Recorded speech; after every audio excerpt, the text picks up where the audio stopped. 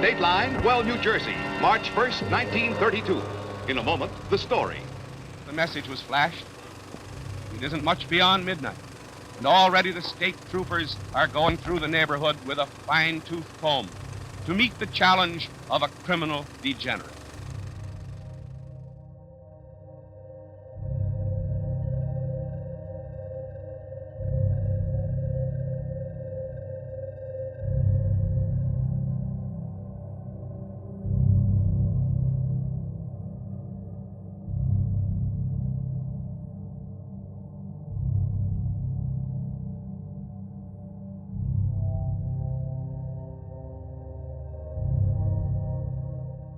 The corpse was face down, half buried in a little bit of dirt and leaves, but exposed. And when they turned it over, the police turned it over after a trucker found this body. It was wearing 2 T-shirts, but nothing else. It lost its diaper and rubber pants somewhere, and yet. When they cut off the T-shirts for the nanny to identify, yes, these are the ones he was wearing on the day he disappeared, they took the body to the morgue, and the chest cavity was devoid of most internal organs. It was missing its lungs and spleen and 2 kidneys, still had a heart and still had a liver. And the assumption that of people at the time, including the police, was that the body was dumped there and then wild animals had attacked it, and that's why it was left in that condition. It was also missing both hands and one arm below the elbow and the lower left leg. But it was mostly skeletal, the body, except for the head and that right foot, which is also peculiar. So I brought in a modern pathologist who's done 2,000 death studies, and he examined all the evidence that remained, and it was odd. There wasn't as much as there should have been. This was now a homicide when they found the body, and yet Lindbergh ordered the body cremated before they could do a full autopsy. What they had, though, is a partial autopsy, and the doctor noted all these missing organs. The child had an oversized head, which was also noted, which matched what the pediatrician said from his last checkup. Lindbergh first of all, he didn't want him found, but also he did not want people to see, I believe, that his child had an oversized head, and that maybe he was hydrocephalic, he was sickly, he looked different. Wild animals would attack the head, wild animals would attack the liver. And the last thing that would deteriorate, because this is now 10 weeks after the child disappeared, the very last thing to deteriorate would be the kidneys. So that did not explain why they were missing. And he looked at the evidence and decided they were surgically removed. What Dr. Carell had been doing for probably over 20 years, and he was a Nobel Prize winner, vascular surgeon. He gave up his medical license in 1906 and just did scientific research for the Rockefeller Institute Medical Research. One of the things he was trying to do was to create a method for heart bypass surgery, which didn't exist. The sister-in-law had a defective heart valve. That's why Lindbergh went to Carell in the first place, was to see if there's something he could do for her because she wasn't given long to live. And what Carell had done back in the 1910s, I guess, was to operate on a dog, remove a carotid artery segment, and preserve it so that he could transplant it to another dog. Why would he do that? Well, instead of transplanting it where it was found, he did transplant it next to the heart. And the idea of that was to make a temporary bypass. It's their own admission that that's what they were doing. And there is a picture of a removed carotid artery and thyroid that is very likely that of his son. The size and shape of it and the way it was, it doesn't have the name of the subject, but it appears to be that of a toddler.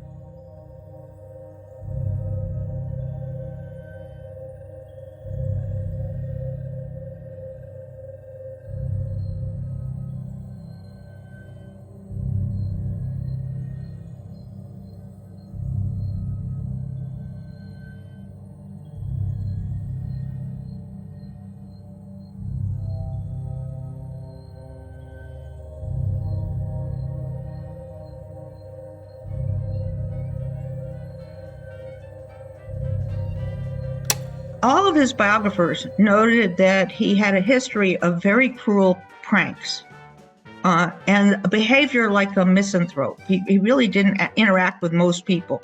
He did have a couple of friends, but very few. And he hated the press. So that was, with all the publicity he was getting, he didn't identify to this hero that they made him to be. But one of the things he liked to do is play pranks on everybody. When he was in the Army, Air Corps, learning how to become a pilot or better trained pilot, because he'd already been doing flying. He didn't go with the others when they went to town to drink or visit a whorehouse, which they did. Instead, he stayed behind and played horrible practical jokes on them. He would take a small poisonous snake and put it in somebody's bed, his bunk, who was deathly afraid of snakes. And he said, well, it was too small to be deadly. And so he put scorpions in their beds. I mean, things like that.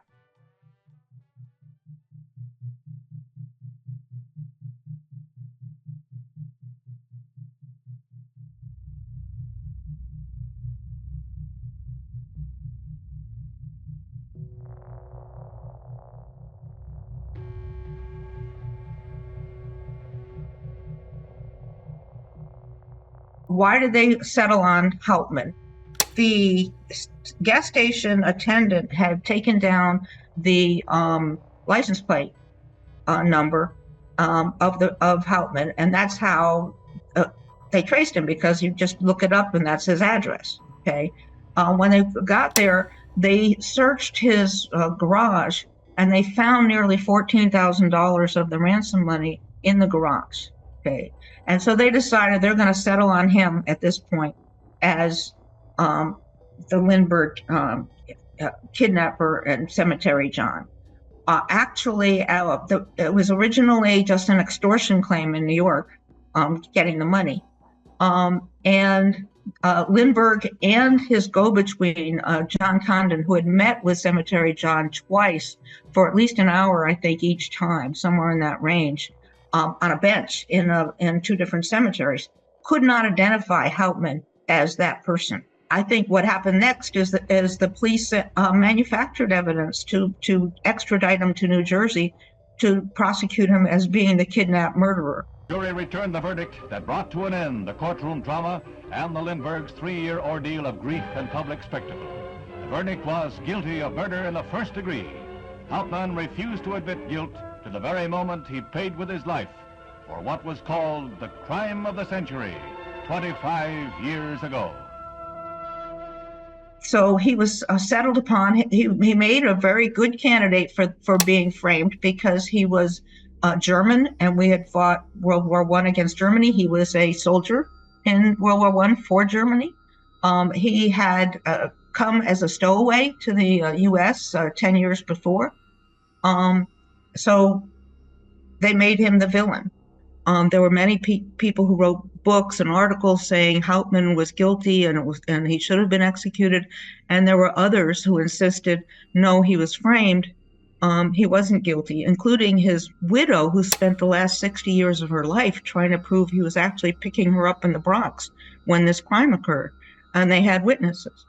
And I could not, as a former judge, as a retired judge, say, some people say he was guilty and ought to be executed, and some people say that he was guilty.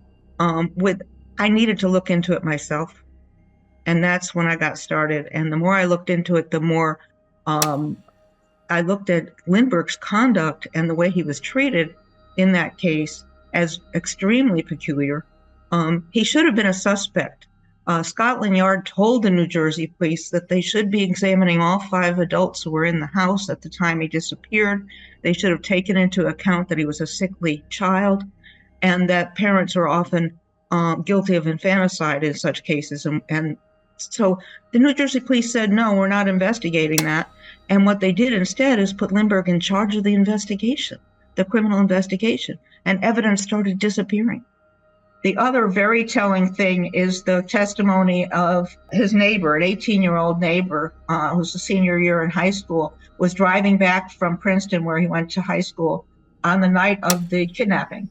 And he saw someone with a 1929 dark blue or black sedan, Dodge sedan, at the foot of the Lindbergh's driveway. He testified for the defense and didn't get believed.